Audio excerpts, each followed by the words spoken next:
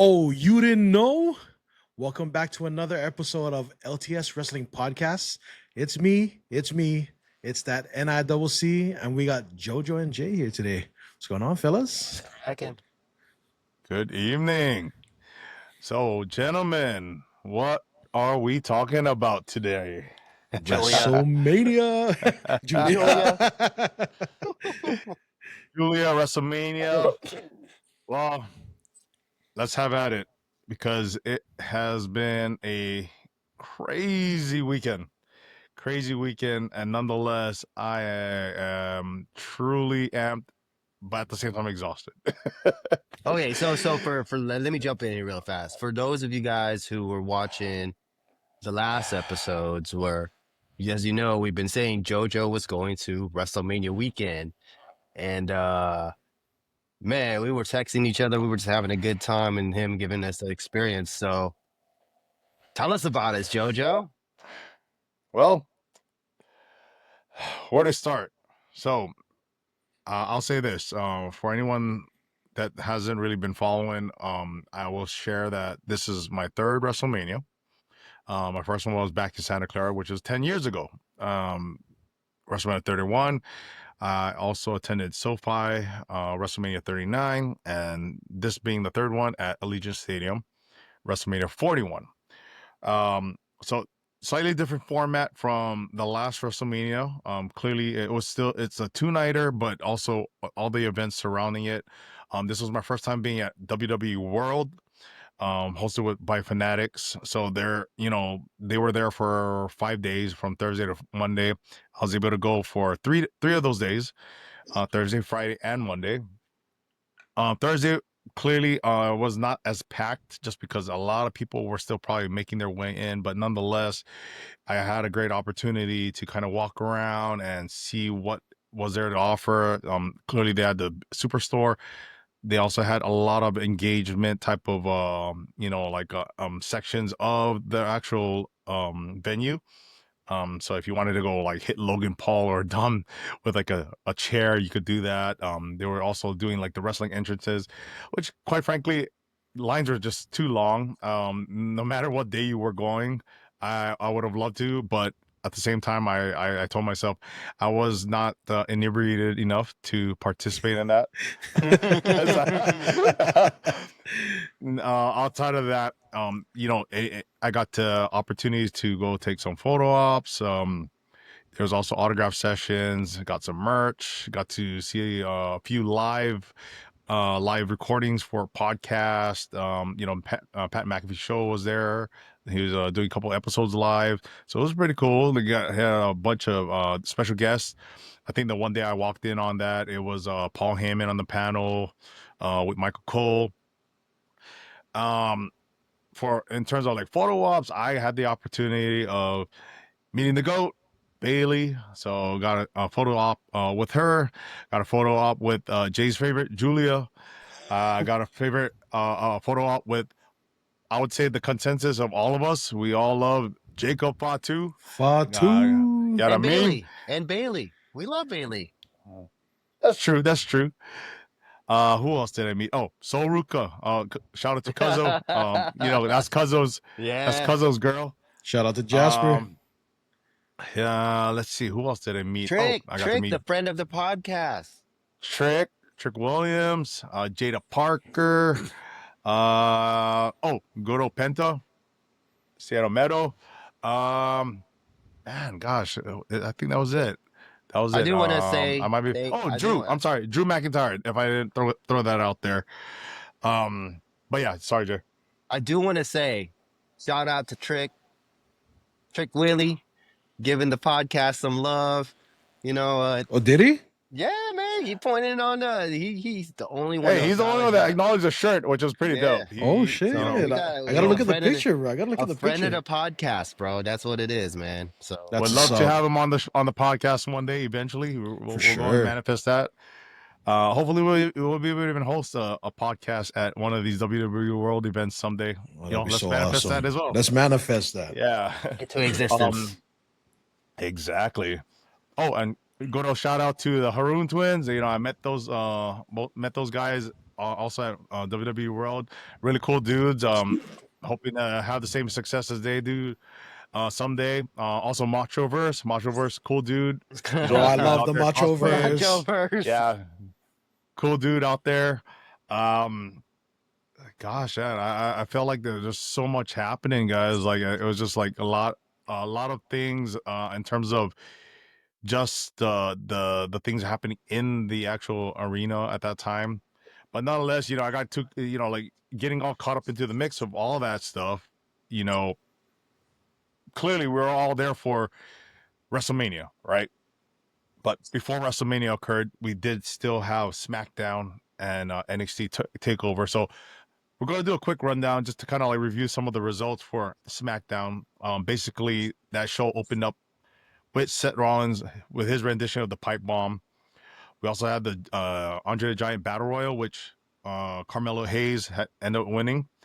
The triple threat, the triple threat between Rhea, Io, and Bianca. They had a little promo going on. We saw a little bit of insertion of Naomi confronting Bianca at that SmackDown show. Also with Jade coming out as well. Kind of saw a little tease there going on between with Jade and Rhea. Nonetheless, we also had Chelsea Green defending her title against Zelina Vega, but Zelina winning that match. The tag team match between Street Profits and Motor City Machine Guns, which ended up being a DQ due to the involvement of DIY. Which the funny part is, being at that show, they announced that they would all three be in a match, thinking it was going to be part of Mania, but they instead have it scheduled for this week's SmackDown, which is going to be a TLC match. I'm looking forward to that. We also had a triple threat a triple tag team match with Rey Mysterio, Rey Fenix, and Dragon Lee versus American Made.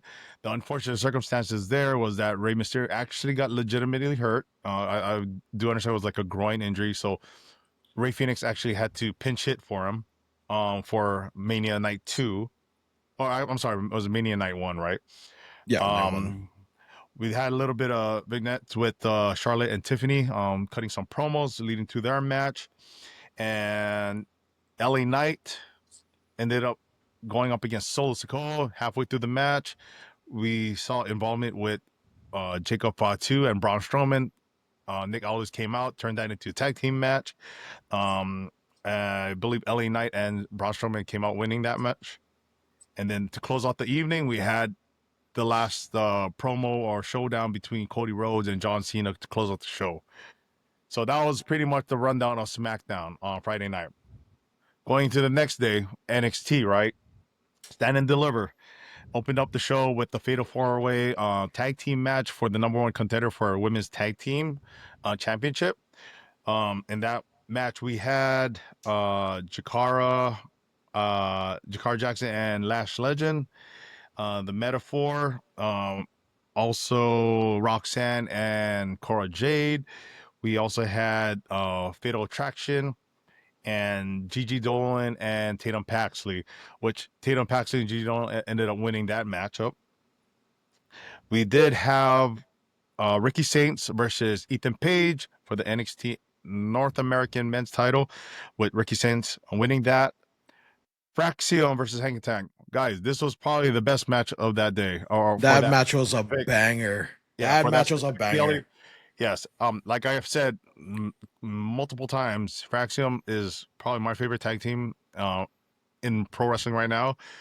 But Hank and Tank, guys, like they showed out. And I think, it was well deserved. A lot of it was a lot of false finishes, but at the same time, the crowd was on their feet for that matter. And you better take some notes. You better take some notes, Raw, on how to successfully build up a tag team division. No, SmackDown. I like SmackDown. I like what SmackDown's doing with their tag team division. All the ones involved. Are we not excited for this TLC that's going to happen in SmackDown? We are, but I think they're not up to par in terms of what Fraxium has been able to do on the NXT brand. Talent-wise, yes. But story-wise, yes. Talent-wise, I totally agree with you. Story-wise, though, you got to give it up. SmackDown is trying to build that division. Yeah. Yeah. I think the main roster as a whole needs to work though. That's where I'm at.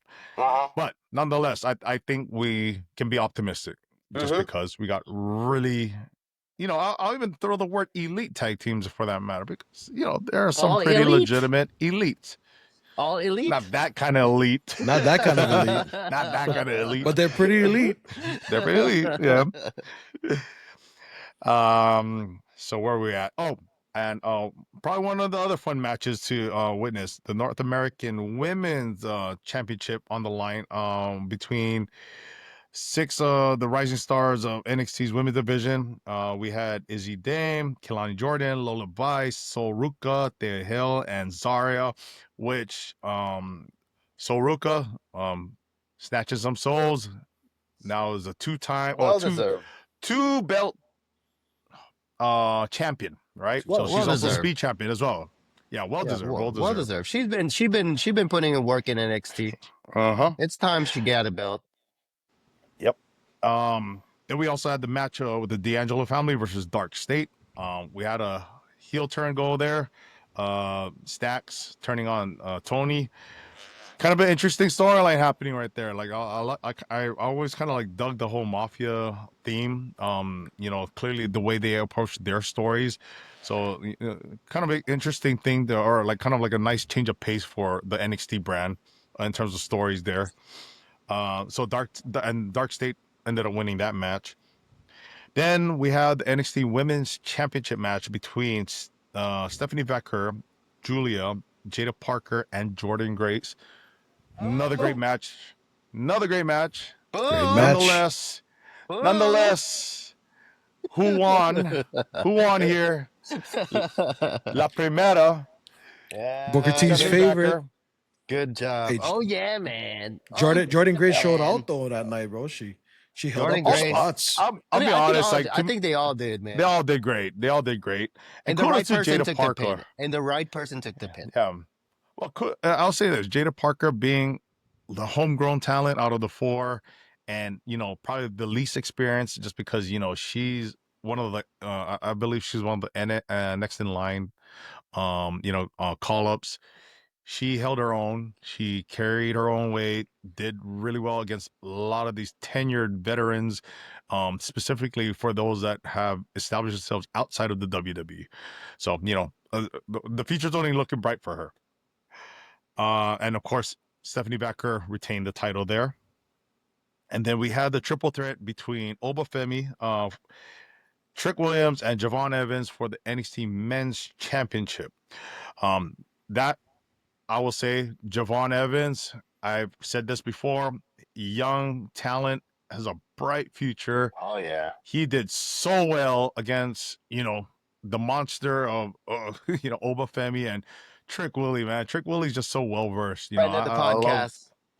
Bro, Well, he started off that saying match. Bro, he started off the match by jumping like 20 feet in the air. You know what I mean? I was like, oh, Dude's got wow. hops. Dude's got hops. So that was pretty much the rundown of NXT. Yeah, but the right person went over. The ruler should be. The ruler's gonna be ruling for a minute. Yeah. Let's just say that. He's rightfully the guy of NXT right now. I'll say that. Willie, we got a soft spot for you. Friend of the podcast. Can't argue that. So let's get into the main event here, guys. Mania, right? We were all there for Mania. We're pretty much everything surrounded WrestleMania. You guys were there in spirit. Yeah. I'll say that, right? So let's go into night one, Mania Night One, right? So we opened up with good old Jey Uso and Gunther for the World Heavyweight Championship. And, I think we all gave our picks. Good old Yeet.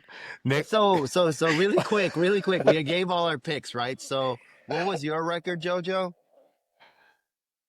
So night one. Just night There's one. 7 matches, 6-1.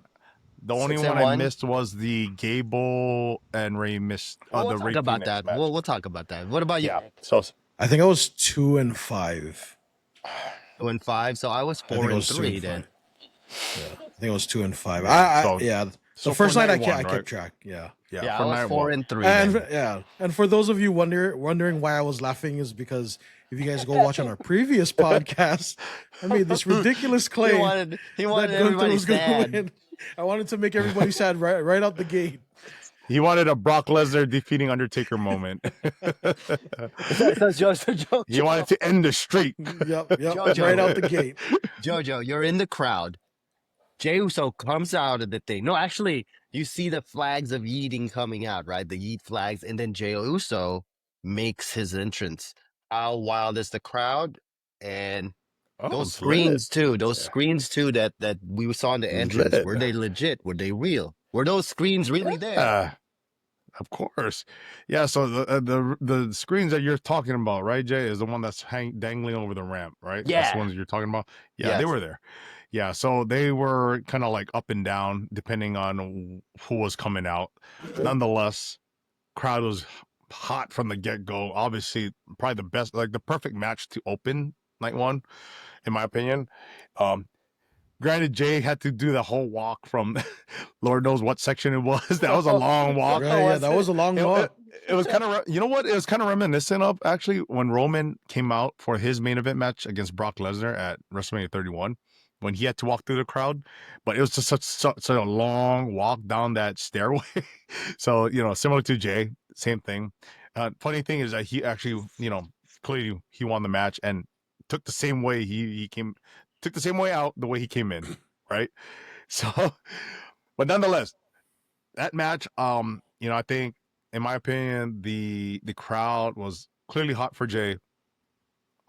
We saw a little bit more, I would say, a well-versed skill set to Jay, outside of what we kind of anticipated. You know, his, you know, stereotypical 5 moves every match. You know, especially in a singles match, right? But yeah, I would say like that was a great finish. You know, like clearly I felt gassed watching him do the Uso splash like 3 times.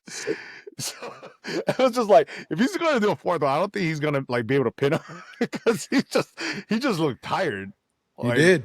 It was did. back to back. So Yeah. kudos to him. He was that tired. But yeah, he looked tired. No, Like, he did look tired. you know, going one after another from each post. And, you know, he did 3. He did 3, right? So it's like, man, he had done 4. You know, that would have been a It's lot. not But easy. It takes a lot of like these guys are No. professionals. These guys like yeah. And this was towards the end of the match too, right? Yeah, so yeah, you have so to no think. gaps, So- yeah.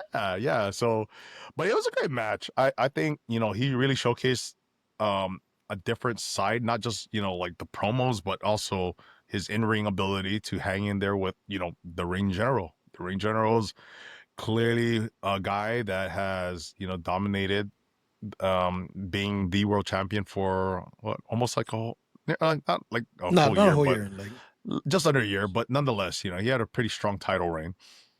But how'd you guys think about this match watching it? Well, again, Gunther's one of the best. He's probably, man, this guy's so credible. He makes everything everything he does is like 5-star match or whatever you want to say, or 10-star match, however you want to rate it. It's always rated. It's always rated high. Does that make sense? Like with Gunther. Can Jey never expect Uso. anything less. Oh yeah, and with Jey Uso, what he showed to you is that I can keep up. I can do this, and they worked a pretty good match. Because you know the build started getting stale, but they worked a pretty good match, and it was the correct choice for them to open this because the crowd was hot. They set this tone, the yeeting, and everybody was like, they have that happy feeling of yeet. You know, they can go yeet, and they can they have that, and then Jimmy comes out. I thought that was really cool that Jimmy got to because Jimmy's a big part of this because he sacrificed for his brother to get the push. He gave the theme music to Jey Uso, like he let it go. And yeah, he's 100% been supportive of his brother backstage. Obviously, there's story-wise where they did that last WrestleMania, they were fighting against each other, but we know like they're twins. They love each other. And I think I was really shocked that Gunther tapped out. Like that guy, I thought I would never see that. That guy tapped out. And yeah. Nick, what you think, man? Overall, I thought it was a good match. I enjoyed it.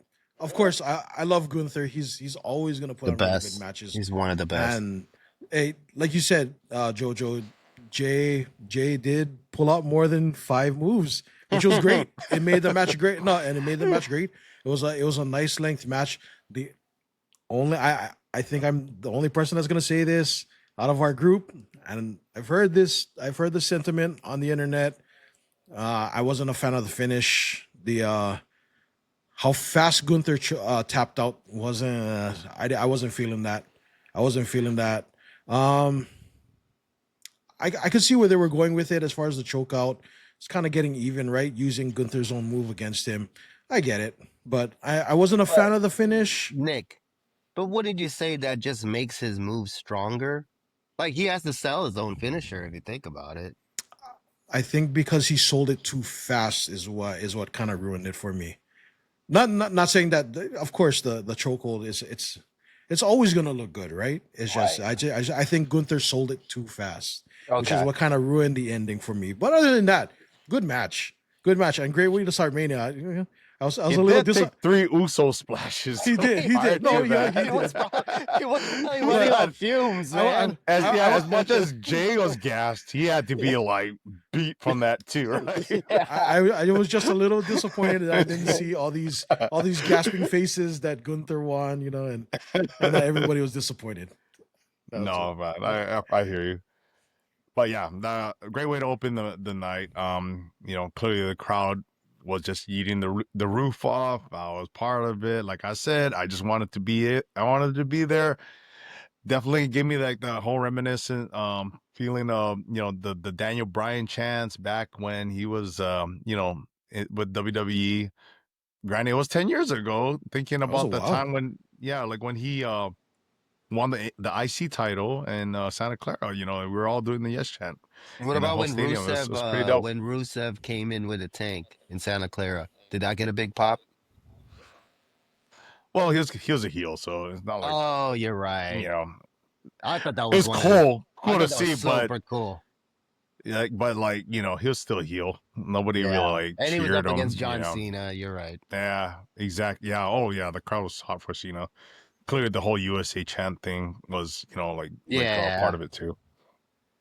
But yeah, so night one opened up with that matchup, and then we had the match with, I believe the second match was Jade, Cargill, and Naomi, right? Um, that match actually to me was a big surprise how good it was. Storyline wise, it was a slow build as well. We clearly understand where the foundations of it came from or how he established it himself. Um, I personally thought there was going to be some integration of Bianca Belair here just because of the night before, but they actually had them showcase the match on their own, and I thought they did a hell of a job. I, I I think I texted you guys also saying I like the new look that Naomi has with her entrance theme. That kind of like makes her look like a legitimate heel, kind of a legitimate badass, in my opinion, with her persona now. But yeah, and Jade having to be on the grand stage as a single star, like what 2 years now with WWE, right? Yeah, I think she did great. Like I don't think she was, like I said in the past, like the most polished wrestler, but she held her own, and that match didn't disappoint me at all. Like I thought they clearly are starting the feud more so, like with this match to kind of carry it out maybe through SummerSlam, because I still believe that there is a little piece of Bianca involved in this. So outside of that, guys, what do you guys think? I share the same sentiments as you. I mean, Naomi's new outfit, I love it. I thought it was great. Her coming out with the whole shoulder pads and everything, and then her new entrance music. it was awesome. I was like, oh, when she was coming out, I was like, wow, that's great. She looks great. And then, of course, Jade, her outfit was fantastic. She looked great.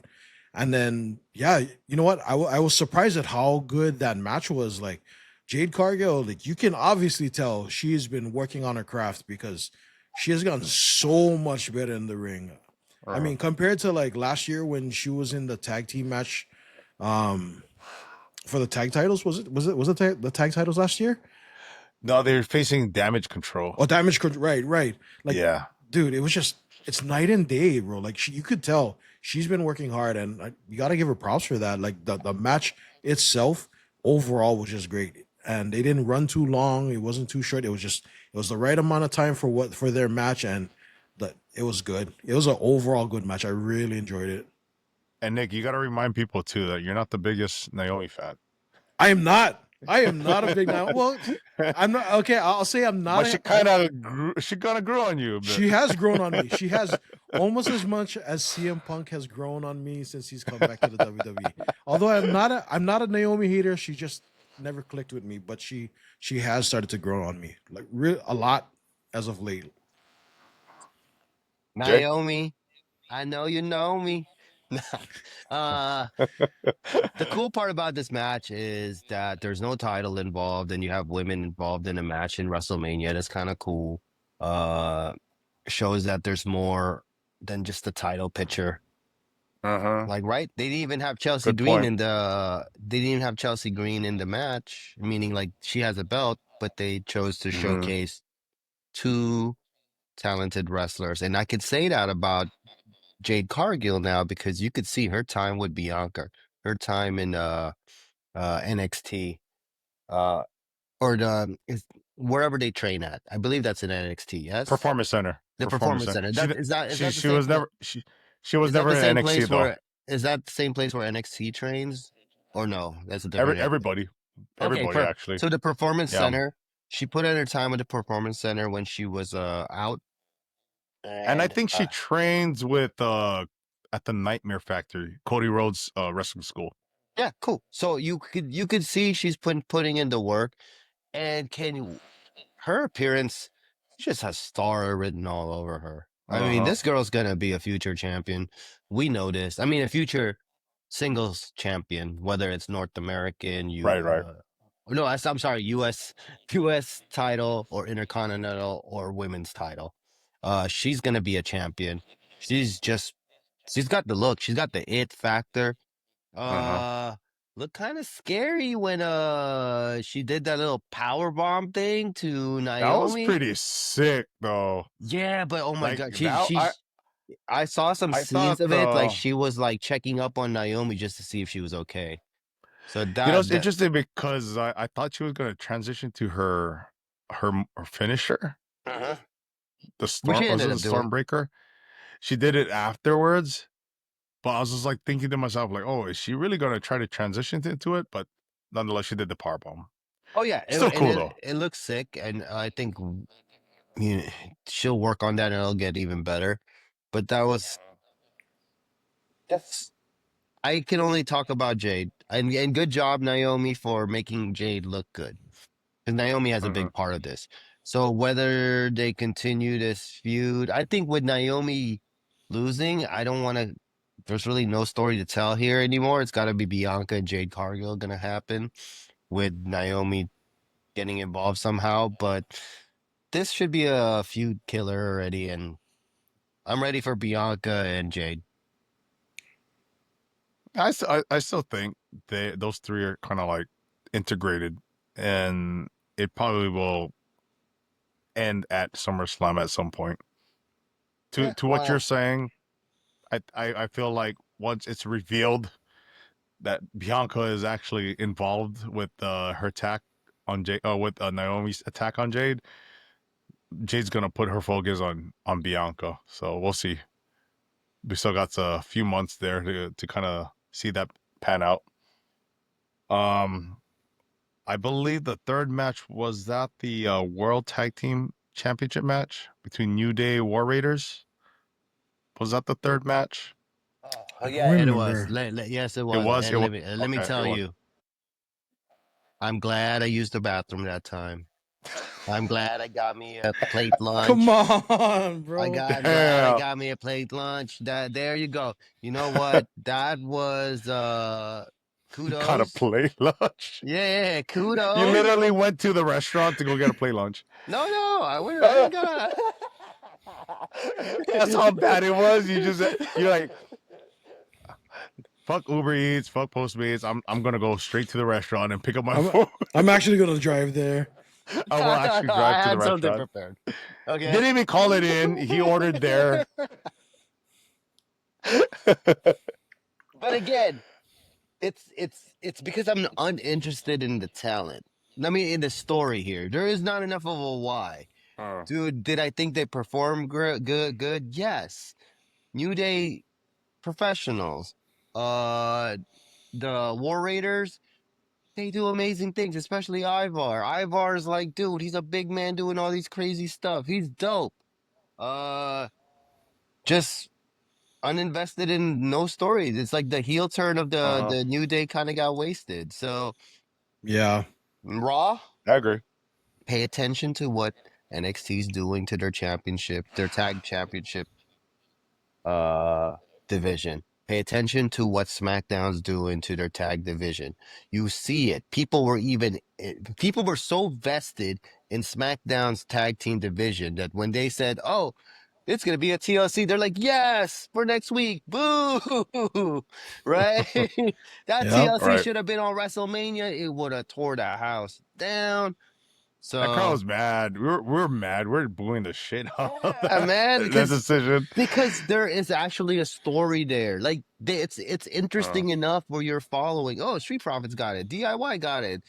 Pretty Deadly's involved. Oh, Motor City Machine Guns are involved. Even Los Lotharios are even involved, right? You know, there's all these tag teams involved, and they just dropped the ball in there. So notice I'm talking more about those than the New Day and Ivar match. I mean, War Raiders match. So that's really what it is. Nick? Yeah, you know what? I wasn't so invested in that match either. I watched it. I watched it because I mean, of course, I'm watching WrestleMania. And I just want to see. I want to see all the matches. And you know what? Like the Naomi and Jade match, I was watching it because it's like, okay, it's happening. You never know. It might just be a damn good match. It was okay. It was okay. They did the heel finish. I was uninterested, but I mean, it was okay. It was okay. That's all I got to really say about that. I really don't have much to input on that match. It was just, it was a filler match. It was a bathroom break match. Yeah, it's sad to say that because they are such talented tag teams, but it's again an extension of the overall presentation of the tag team division, and it sucks because you want to be able to enjoy it. Truly, it's something that I would say, yeah, they got to represent, show like a tag team match, but again, I'll agree with Jay here with the SmackDown tag teams had a better story, a better reason to be on the card as opposed to the War Raiders and New Day. So if they had to do that, they should have put those guys on. So yeah, it's unfortunate, but How was the crowd for that? know, How was the crowd for that? it was like match? I felt like they share the same sentiment as what we're saying right now. You know, like so they weren't really into it. We weren't upset that the SmackDown tag team match wasn't put on, but at the same time, this one was kind of underwhelming. You know what I mean? It was hard to be really invested. So yeah, for the most part, you know, it did feel like the bathroom break match. Not saying that I did, but at the same time, it was just like, yeah, you could just tell with the way it started off with the Jey Uso Gunther match, then Jade and Naomi following that. It almost felt like one of those matches that kind of like, okay, we could take a breather, you know, get ourselves, you know, gather ourselves again for the next match. So that's what it ended up feeling like. Yeah, for those prices that WrestleMania tickets are, man, I would have sat on my seat the whole time, no bathroom break. No, for Yeah. sure. I'm gonna get Absolutely. my money's worth, For you sure. mother suckers. No, for any media for that matter, right? You don't want to just like, you don't want to dip on anything, but yeah, you know, it is what it is. You got to go. You got to go. So yeah, the New Day ended up winning that match. Like I think Nick, you called it out in heel fashion. And I believe the next match was it the Jacob Fatu LA Knight match or the El Grande Americano Ray Phoenix match? I think it was the LA Knight, and then it was the Okay, Grande. Yeah, I okay. think that's what it was. So Jacob Fatu defeating LA Knight and becoming the new United States champion. That was a great match. Fantastic. I thought Jacob and LA put a great showing. The crowd was pretty I would say divided because they're both two over superstars right now. But at the end of the day, I think the crowd clearly cheered, knowing that Jacob won, and at the same time, it's well deserved. The guy came on to, like the WWE roster, all gas, no brakes. That clearly is not just a motto with him. He kind of lives and breathes that specific saying. It's just his style of wrestling. It's just his personality. Granted, I got a chance to meet the dude. He really truly feels like a gangster. I'm not gonna lie. This dude, like, if you don't know who he is, or you probably just see him off the streets, you probably think this guy's a little rough off the edges. But yeah, he's pretty authentic. Like this guy is he's not faking it. He really is the guy that he portrays himself on TV. That's just how like my impression. But nonetheless, the match itself, it was great. It really was able to showcase both of their, in-ring abilities. Jacob clearly being one of those super athletic big guys. LA Knight, he's clearly got a lot of charisma. He works the crowd real well. What did you guys think about the match? Of course, I loved it, bro. My man, Jacob Fatu. Yaramin. I mean, hey, he showed out. He showed out.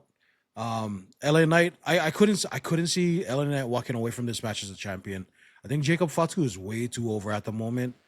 And with Jacob Fatu becoming the United States champion, I just like the implications story wise of what's gonna be able to happen now, right? Like this could be the beginning of the end for Bloodline 2.0, especially since Tama Tonga is now injured. Yeah. So like he's legit injured, so it's only it was Solo and storyline. Jacob. No, No, he's legit. he actually has to go get surgery for something. Yeah, he's legit injured. He's gonna be out for a while. Yeah, so I mean, this is gonna be great. End of Bloodline 2.0, Solo and Jacob going at it, and then I'm interested to see what they're gonna do with LA because I don't know if they're gonna inject him into the main event scene or if they're gonna. I really don't know where they're gonna go with it from here. That'd be interesting because I personally don't think he would be inserted to the main event scene. I don't think so either. Because that brand right now, you clearly got Cena holding the undisputed championship, right? So it's kind of like there's going to be other matches. Yeah, it's crowded. Yeah, they're going to line up these feuds with Cena, with other people. I personally think that. But Jay? Oh, so the cool part about Jacob Fatu, this is like the tame version of him. I mean, WWE tamed him down and he's still wild. You know what I'm saying? Like his move sets, this guy's so athletically gifted, man. Like he does like the whisper in the wind. He does Naomi's finisher. He does Tajiri's uh turnbuckle move where he bounces off the ropes. He does all of that. This guy's insane. He's a tamed down version of this, but it's still a monster, right? So cool spots of that. I would say that moonsault to that BMF, BMT. Yeah, that was What is pretty it? dope. What is it? Yeah. BMT, BMF. Blood Oh Force Trauma. yeah, yeah. Blood Force Trauma. Oh, BFT. yeah, BFT. The BFT. Oh That man, was a good spot. that was so cool, right? That was a good spot. Jacob sold it, and LA Knight executed it really well. And like I share the same sentiments as you guys on this. There was no way he was not walking out there with out that US belt. It's just it was time to give it. And kind of cool. We saw Haku or Meng, whatever you want to call him, Uh-huh. at the end. Okay, Jojo, you were there. Did he jump off, or like did he like climb the railing or something, or he was I don't think he was jumping on anything. That dude's yeah. old now. I think he climbed over. Okay, was he able? He was allowed to, or he was I that think was so because yeah, they knew who he was. I think they were okay with it. so that was a really cool moment for Jacob Fatu. I'm interested in what his next feuds are gonna be. Probably against Solo. We don't know. It's It gonna lead. might be I think it's gonna they lead might be to that. doing a slow build to that because Yeah. I think Jacob really tweeted something today where he was like showing bloodline Oh yeah. with I know what you're talking about. Solo, that he was really happy that Uh-huh. he's been with him since day one, kind of thing. Yeah. So yeah, good match, fun. The crowd got what they wanted. Yep. Absolutely. Which leads us to which then leads to the other the match I should say between El Grande Americano, which was originally set up to be against Rey Mysterio, ends up challenging the other Rey. The other Ray. The better Yeah, Ray. Oh my the god. better Rey. Yeah, yeah. But now we should refer to him as the other Rey because The technically other now Ray, but in that he's same in WWE. tone, that same tone Exactly. though. Yeah, it's an inside joke. So if you want to find out what we're talking about, go watch our earlier podcast episodes. Nonetheless, I thought it was a great match. Clearly, very talented in ring, wrestlers. Shall I use that name, Chad Gable? Here, we don't even know if this is Chad Gable, right? That's not, bro. That's I'm Yeah. telling you, So, that's not Chad Gable. No, who? That's Starbucks Americano. so suspiciously, he moves like Chad Gable, but I guess he's not Chad Gable. No. So, It's not. It's so almost. nonetheless, probably the greatest American luchador out there, El Grande Americano, Yeah. won the match against Rey Fenix. And Rey Fenix, again, like, being that he had to, pinch hit here for Rey Mysterio due to the fact that Rey got injured the night before, I thought he did well, and to be put on like the biggest stage, a day before says a lot, on his end, to be able to perform to that level. So I was, I wasn't really expecting much because of the circumstances, but I think they did what they could do, and like granted, it was very, athletic. Sometimes when I kind of watch it back, that one move that El Grande Americano did, the reverse 450. Yes. I think about how difficult that move is just because it's like you don't see yourself actually landing, right? You're literally landing on your back. Yep. So it's just like to position yourself or even control yourself to like make sure you're landing on the person must be really difficult. So kudos to him, Do being you able think to that was a land that. botch, or he was supposed to land in No, the that back? was an actual move. Yeah, Yeah. I think he's actually done that before too. So it's like just be able to like do it in general. It's just like, Luchador, of dang. course he's done that before. He's done every Yeah. luchador move. It's Yeah. a luchador. Yeah, he it's a little American flair to it. Exactly. What do you guys think about this match? Let me say this. What got lost, and I kind of want to, after like Nick says his piece, is that I'm surprised Americano Grande went over, Starbucks went over, because on our prediction show, I was like, they won't disrespect the luchadors. But then I realized, big announcement, they bought AAA, right? They bought AAA, big announcement in WrestleMania. That was kind of cool. Huge announcement. Yeah, Very so huge. awesome. And hopefully, Jojo, you and I are going to go to Worlds Collide in Intuit Arena. But I want to And get, Money in the Bank. yes. So I want to get your opinions on that after Nick's piece. For sure. I think it creates a good heel Right? Since they have this thing, then you have the best. You have the guy that beat who was supposed to go over Starbucks, and Mm-hmm. I mean the match was a talent to American Grande that he performed, he showed out. This Ray Phoenix kid is he's good. It's like you know you can't really the match did hit its spots. It did what it was supposed to do. Showcase Luchador.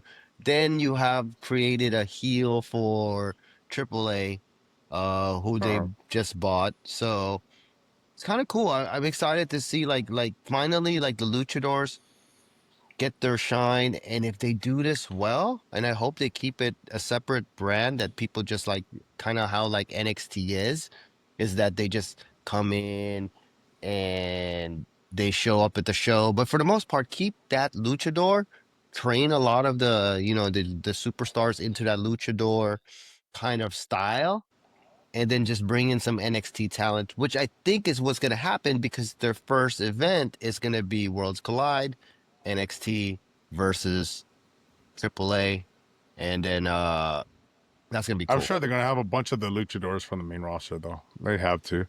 It's cool that they should go in there and like people like Dragon Lee who's a talent but just can't find time on TV, and then you have the Latino World Order, the LWO, those two guys, Cruz del Toro and Joaquin Wild, uh they can go and show out. So and of course Santos Escobar and them, like there's so much Uh-huh. luchadors in WWE. Like it's good. They can run with this. They can make this fun.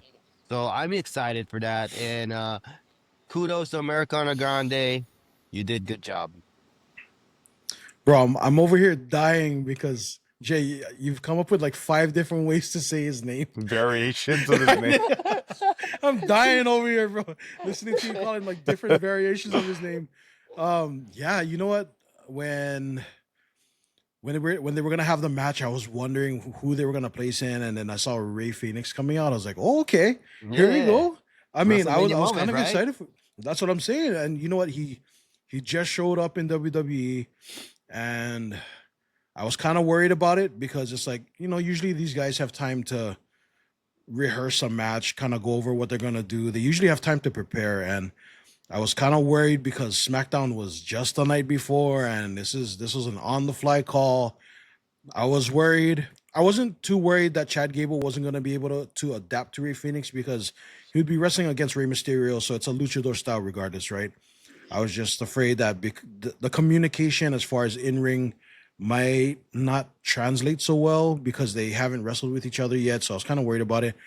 But dude, they showed out. They Yeah. showed out. It was a great match, and I was actually kind of happy that Jay, what is his name again? Starbucks. Ariana Ariana Grande. Ariana Grande. Yeah, yeah, yeah. See, I don't even remember his real name already. He said it so many different ways. But I It's was just kind not of Chad Gable. yes, it's not It's Chad not Gable. Chad Gable. Yeah, it's not Chad Gable. But I was actually kind of glad he won because it was just everybody thought he was gonna lose, right? Maybe even We get all his picked mask taken against off. him. We did, and we were, Well, I think the circumstances, though, right, like you right. said, right? We thought that they wouldn't put over this Grande Americano over an actual luchador. So, Right, but the announcement of AAA, that it right. makes a lot of sense why he Uh, won and you know what? because yeah, Yeah, you know what, Jay, you bring up a good point. I really do, and that's one of the things I was thinking about too when they made the announcement about AAA. And I was thinking, I was like, man, this is another thing that's going to be on Triple H's plate on how he's going to be able to integrate AAA into the WWE. And I hope this doesn't stretch him too thin, where it makes the whole overall product kind of a mumble jumbled mess. But I think if they keep AAA a separate entity, but still integrate them like how they integrate like TNA wrestlers, Uh-huh. Bring them in every so often or whatever, and then take some WWE stars, send them over to AAA, and then just still make like kind of big spectacles. Keep it like a NXT, like you were saying. I think that way they'd be more successful than just full on bringing everybody from AAA into Yeah, the you can't do WWE. that. Yeah, You can't do that. I think the important thing to call out here too, though, is that they're WWE and being under the TKO brand, they're really trying to establish themselves as a global brand, right? So, with a lot of their PLEs being hosted in Europe for that matter, now they're gonna have Backlash PLE in Mexico. So the timing of it is pretty Oh, essential. really? I didn't Yeah, know that. so That's awesome. I don't think it's actually actually, you know what? I take it back. I think it's rumored. I don't think it's made official yet. I have to double check. But nonetheless, I think the timing is kind of interesting, right? Because the acquisition of AAA for that matter. And can't forget about this. El Hijo del Vikingo made his little cameo during that match too, which Yep. if Kicked nobody's him in ever the seen head. it, if nobody's ever seen this guy wrestle, this guy's phenomenal. I'll just say that, like I actually got to see him live at TNA last year. Um, like, and he's clearly gone viral for that 450 splash outside, like from the inside to the outside of the ring. The way he kind of like does it off the middle rope. Yeah, it's insane. So, but nonetheless, dude's one of the top talents of AAA. So, seeing him kind of integrated into that match made a lot of sense as well. Nothing too crazy, but having that cameo made sense. Um, so yeah, like I think Starbucks Grande here making being the winner of this match, was the right call just because of how much I know it's kind of made its rounds amongst the IWC. It's gonna just draw a lot of heat for this character to go into AAA and go up against Yeah. their luchadors, and somebody's gonna be put over. I'll say that, and that's gonna just create like a huge pop for whoever it is that pins them eventually, and who knows, maybe unmask them too. We'll Yes, find out really definitely. if that They is made a mass for little mass, Gable. a mass versus mass match. Whoever, Uh-huh. somebody in AAA. Obviously, this is a great way for them to build a heel, Uh-huh. a super heel for AAA to Yeah. go against. So No, for sure. I guess that's Yep. the reason for Grande Americano Winning. Hall. Like that's what's Mm-hmm. happening. Yes. Yep. Oh, All by the right. way, Ray Phoenix looks. I mean, he's amazing, man. He good, dude. He good. Hey, He he's is Oh, good. He is I'll good. say this, he's a tamed version too. Like yeah. these guys are holding back with the WWE style. And I do want to say, El Idolo. It's good, maybe a good time for him to shine over there also, because what's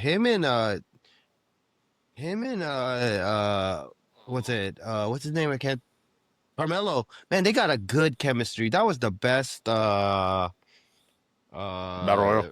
Android under the Giant Royal Rumble I've ever seen. That's like I out of agree. all of them, that's the best. Those two chemistries really good. All right.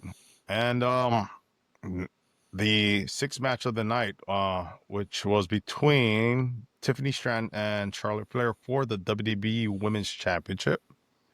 And this here, guys, I want to say again, reiterate the fact that leading up to this, we're all kind of whatever about like the whole build. Sometimes it kind of went off the rails. Clearly that one infamous segment where they kind of seem to kind of like ad lib their lines and take shots at each other, low blows, like talking about Charlotte's relationships here, and Kaiser slipping into Charlotte's DMs. Yeah, it was a lot of like banter going back and forth, and I think you know we all in the back of our minds knew that they would show out because of their ability to be good in-ring workers. At the same time, I think the way this match panned out, it actually, it didn't disappoint. It was kind of expected that they would showcase their in-ring abilities, and I personally thought they had actually good in-ring chemistry for that matter. Not having like a history of matches together. Tiffany Stratton, this being like I believe this was her WrestleMania debut, if anything. She did really great, and she's still young. I'll even point this out. I actually was impressed with her entrance. Like the whole Barbie thing was pretty cool. Like I'm not gonna lie, like That clearly was cool. That was cool. portrays the character well, and I think the way they had it set up, for their entrance was it just it kind of like created a little bit of a memorable moment for her. But yeah, outside of that, I was pretty happy about the match. Clearly, I did say I wanted Tiffany to go over, which she ended up doing. Not sure exactly where this goes now in terms of like her feud or future feuds. At the same time for Charlotte, what do you guys think? It was a good match. Yeah, of course. I mean, Charlotte put out. She always does, right? Charlotte always puts out. Tiffany went in. Charlotte was kind of stiff. I'm not gonna lie, bro. She was working Tiff kind of stiff, and that whole at the end of the match, I remember looking at Tiffany Stratton and her teeth. I was like, oh, I think she chipped her tooth, bro. But I think it was yeah, no, I think it was just Yeah. dry blood or something on her teeth or whatever was going on in her mouth. Her entrance was fantastic too. Yeah, that whole the three Barbie dolls, because I think Mattel actually made it for them, right? Mm-hmm. Oh, did they? Yeah, I did not know that. Yeah, so They said Mattel it on the actually, announcement. Oh, you know what? It makes sense. It makes sense because clearly Mattel does also the action figures. right. So yeah, Mattel actually made the whole That's Barbie cool. boxes for them. Yeah, so that's cool. That's cool. Yeah, no, it was a good match. I'm glad Tiffany Stratton went over, keep the young blood on the title, and put more people in the scene. So yeah, that was a good match overall. So Okay. I was asking you guys, I think, in chat or maybe in a text, is Charlotte Flair, Bailey, Becky Lynch, are those guys like the vets now, the old heads, the Oscars also? Can't forget about Oscar. Those are the old heads. And you guys, yeah. You guys are like, yeah. Okay, so Charlotte, being the professional, did the job for Tiffy time. Uh Worked a good match with her and made her look good. Both of them made each other look good, which is fine. But Charlotte is the one in charge of that match. We know that. So she did her job. She made Tiffy time look good. So for all those haters that continue to hate on Charlotte Flair, this girl is one of the best wrestlers. I see that. This girl, you cannot deny her in-ring ability. And you cannot deny that she can make stars out of the people she wrestles.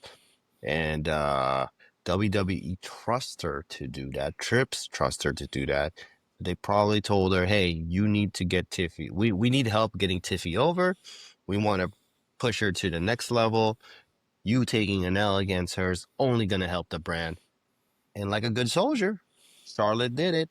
Did she Shit, work? but hey, she made her work for that title, though, man. I mean, Right. She oh, worked she it a little bit made her work stiff, for that. right? But Yeah, a consummate professional, Charlotte always does her. Charlotte always make like in a WrestleMania. I don't think she's had a bad WrestleMania match. No. I don't think she's had like no, all the matches she's had on WrestleMania like are pretty good. So she sets the standard. She is the standard. So the fact that she took the L to Tiffy time means that she's not gonna be gatekeeping and she's not gonna be like Hogan or Cena and just try to like push talent down. It seems like she's gonna be working with them because she did the job. Good job. I just think at the point of her career, like, it does her no justice to go over some of these younger talents, especially if she's not that far away from, really hitting that milestone of, probably tying or even breaking her father's record. She'll break it. Granted, I think she'll break you it. know, Cena already broke it, but in terms of the women's side, she's a 14 time. So literally like 3 more championship title reigns. Yeah, And she's she'll get not it. done. She's She'll not get it. done. She's Oh, not not Yeah, by done. so long, not by a long yeah, shot. Yeah, yeah, she'll so it's get like it's no need for her to like, take a win over like somebody like Tiffany who's newly crowned champion, like not even a full year yet. But at the same time, Tiffany has a lot to gain having a win over Charlotte at WrestleMania for that matter, right? So that's just kind of like how I emphasize this, prior to their matchup, and at this point though, in terms of like where they go, I honestly not exactly sure, but we'll find out on SmackDown, like what holds for both of them. Maybe there might be an NXT call up. We'll see, but nonetheless, it was a great match, and to cap off night one, probably the best match of the night, in my opinion, the triple threat match between CM Punk with Paul Heyman, Seth Rollins, and the Tribal Chief Roman Reigns. Yeah, this was it. Pretty much lived up to the hype. The crowd was hot from the get go. No matter who you cheered for, we definitely saw why these three were in the main event. They have the star power, the storytelling, the chemistry. They really made this a true WrestleMania main event. And the way this ended, obviously, seeing how Paul Heyman not just turned on his best friend, CM Punk, but also on the tribal chief, with Seth Rollins coming out on top, now sets up this alliance, to we'll see, we'll see how this turns out. But at the end of the day, I thought that it was the right call. Seth went over. I think all of us were pulling for Seth. I personally thought that the favor that Seth had for Paul was just for him to win the title. I didn't really see them actually having this partnership develop post Mania, but we'll talk about that eventually. But yeah, great match. They had a lot of great spots. I think for me personally, the best, one of my favorite spots of the match was, there was a little callback to doing the Shield powerbomb outside of the ring, right? And then, you thought that, Roman and Seth kind of had a alliance there for a second, but Roman was like, no, forget you. I'm putting both of you guys into the table. So I thought it was a nice spot, and probably my favorite spot in the match. But yeah, guys, what do you guys think about the main event? think Night one. I think that this was this was a really good main event. Okay. And yes, my dislike for CM Punk started coming out in this match just because I I felt like, heard. you know what? Okay, and the cool part, okay, Finally. I was actually Nick and I were actually watching like on a stream together. And it was so cool. There were so many cool moments there where like there was this one point where Nick like I was like, what happened? And Nick like he, he lost balance. The water's all over the place. I'll let him tell you that later. But we were so into it. There was like so many oohs, ahs. But I tell you this, CM Punk was being carried by those two. CM Punk was being carried by Roman Reigns and Seth Rollins because they're the younger ones and they could work the match better. I saw I thought he held his own, there though. was this one spot where like CM Punk had to do a clothesline like on top of the turnbuckle, and it looked pretty. Man, it didn't look too convincing. It looked like an old geriatric man trying to do. And you know what? But okay, the others sold it well, and I get it. This match. I mean, the spots were so. Here's the thing. Okay, so you mentioned that Roman Reigns and Seth Rollins they do the little shield tease, right? And I was like, oh, you're gonna do it to the announcer table. And lately the announcer tables just have not been breaking. But Roman Reigns, he made sure he drove those guys and whatever these new tables are, they made sure that it collapsed. And that was cool. And he did it to Seth. and that was awesome. And you're looking at Paul. We all picked. Here's the one thing: we all picked Seth Rollins to go over, which is so cool. Like we knew he was gonna go over. We knew he put in the work. He deserved to do it. He's been a workhorse. Yes, I know Drew is your workhorse, but Seth to me is my workhorse.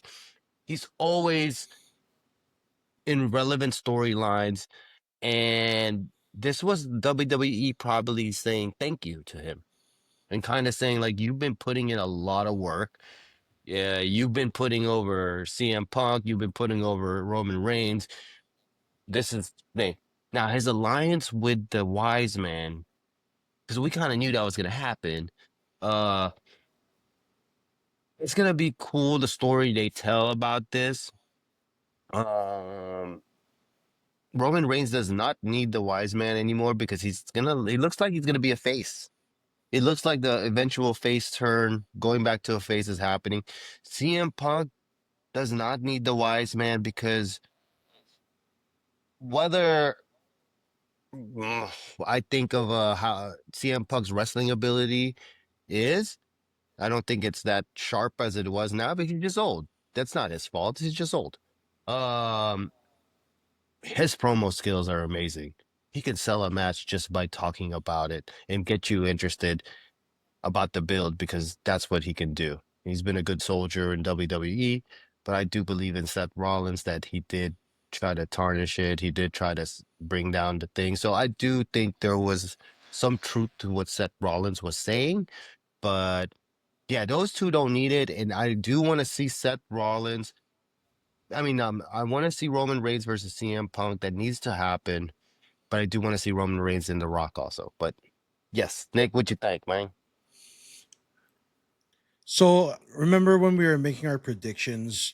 One of the things I didn't want to call as obvious, not super obvious, but as kind of obvious as it was to all of us, especially because we're longtime wrestling fans, right? We could see where this was going. We knew Paul Heyman was going to turn. I didn't want to set it in stone because it seemed too obvious. But we kind of all had that feeling that Seth was going to go over and that Paul Heyman was gonna double backstab or stab somebody in the back. This time it ended up being a double backstab, and that he was going to walk out with Seth. And as predictable as it was to us, and probably predictable to a lot of the long-time wrestling fans, this is one of those matches for me where even if the end was what we predicted, there was so much good things going on in this match that the ending just felt like a cherry on top. Even if we had predicted it, even if we said this is what's going to happen, it felt like a cherry on top to me. And for the people watching, don't let Jay fool you. If you guys could see our little watch along, he was being a huge CM Punk hater. This is something we've been trying to pull out of him this whole time on our podcast, and it's not coming out, but it was in full effect that night. He was being a huge CM Punk hater. And also, during one of the... I wasn't on. Funny, I wasn't on, huh? Dude, no, seriously. I was like, well, there's the Jay that we've been looking for. Cool. I've been trying to pull this out of him for a long time. No, and then like I was saying, there's so many cool stuff going on, so many great near falls. One of the near falls, I ended up like throwing myself back, headphones went flying off, knocked over my water. I mean, that's how you know it's a good match. You know what I mean? Like not only did the build up, while it started off slow, the build up to the match was fantastic. Yes. When it actually put it together, when the story started to make sense, such a good story. Three guys who are literally ring generals in their own sense, just putting it all out there, putting on one banger of a match. And up until that point, I was convinced that no other match was going to top that, not even the Cena Cody match. When we'll get into that later.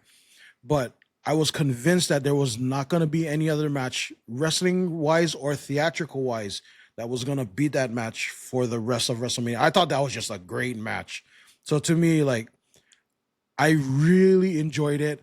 I was on this, like, really big high at the very end of WrestleMania Night One. I was like, I was pumped. I was ready for day two. Like, that was just a fantastic way to end Night One.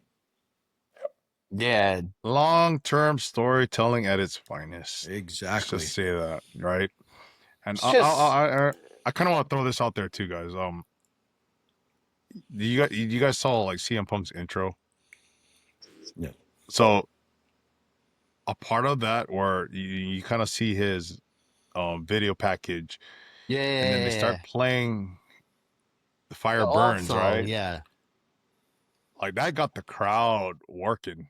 Like the crowd was Bro, that eating got that me shit up. pumped too. I was eating That- that up too, bro. I was like, oh, that just kind of like it gave you the goosebumps, you know. Like I I wanted was to do pumped. the whole rock thing, you No. know what I mean? It was just like, ooh, you know, like you felt the chills just because, like, again, like I think the moment for Punk, right, is clearly wasn't winning the match. It was really main eventing a WrestleMania, and granted, you know, dream achieved here, right? He was able to do so, and I think whenever you kind of see these kind of situations where I think for other wrestlers, like them main eventing WrestleMania or even winning a title at WrestleMania, just to kind of see like the satisfaction and fulfillment that they get from that specific moment is such a is such a a memorable moment, you know, especially to be there as in the crowd witnessing it. I thought, like, for me, and I'll be honest, I'm not the biggest CM Punk fan, but I think the sentiment amongst that stadium, seeing that video package, it kind of hit us, you know, it almost like pulled on us on like on some heartstrings here, you know, just because like you almost felt like this was also a shared moment that you were having with CM Punk for being able to main event WrestleMania. And so like one thing that I'll share about that whole video package thing too is part of the reason it kind of got me pumping was because it was bringing, for me, it was kind of like wearing nostalgia glasses. It brought me back, hearing that this Fire Burns, seeing his video package. It brought me back to prior to him leaving. You know, when he was at the height of his career in WWE, back before we were hearing about him and all his politicking in the back, and then his beefs and all. You know what I mean? Like all this other stuff interfering with what we think about him. You're just looking at him as a wrestler, bro. That brought me back to those times where wrestling was hype. You know what I mean? That was during the when John Cena was still really huge, and DX was in their era where they were just really fooling around, and it was just, that was a really good like section of wrestling, and that kind of brought me back to that time. So that's kind of like how I was feeling when I was watching that video package. When I Oh, saw for that sure. video package, right? Here we go. It was so cool, right? And then I started Speak your booing truth. his ass Speak the truth. because I was going Speak the truth. I was going for Seth the whole time. So as a fan, you know, Nah, that's like not the real reason why you're booing. no, it was just the reason. That was it. Because as in this current run of CM Punk in WWE, you can't. There's nothing bad to say about him. He's been doing great, What have you right? done for me lately, right? Yeah. So this It's not run, what you've done, it's what you've done for me but lately. again, I'm gonna go back to what Seth Rollins said. You know, he took the money of the other company, and when there was no more money to take, he came running back with his tail, behind his tush, and he kind of had to eat some humble pie. And this is what we're seeing. We're seeing a good soldier now because this is his last payday. This was his last Oh, chance. we'll see if he uses that same promo against his good old friend John Moxley when he returns to WWE. When he returns. Yeah, but Uh-huh. but this Mox badmouth WWE. He doesn't. No, He doesn't. He doesn't think really. so. He had his fair share, not to the But not to not the. to the degree of Yes. CM See, CM Punk, Punk. right. but we have to be honest too. They kind of did him dirty.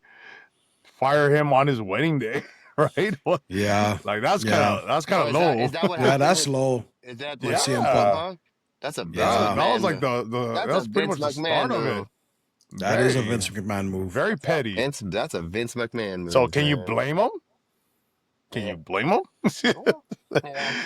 So, But I'm still, like, saying, but and Ambrose hasn't really been like too how should I say I would say political with his perspective as well. Like he said some things that he said and his dislikes, but we'll see how the tune changes when he shows up on WWE programming again and runs it back with good old Seth. Yeah, they always come back. They always come back.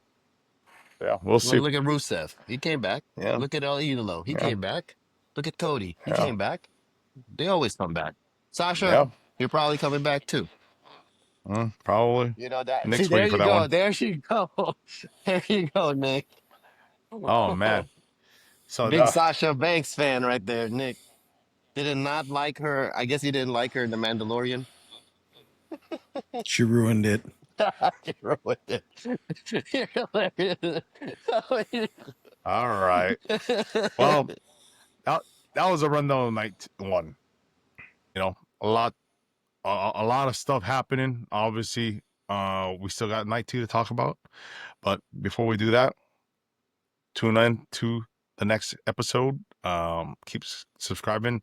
Thank you again to all our followers. I hope you guys also enjoyed night one as much as we did. Outside of that, keep following us on our social media platforms. Big shout out to Jasper. Cuzzo, have fun. See when you get back, bro. Jasper's Korea. It's not the same without you, partner. Yes, sir.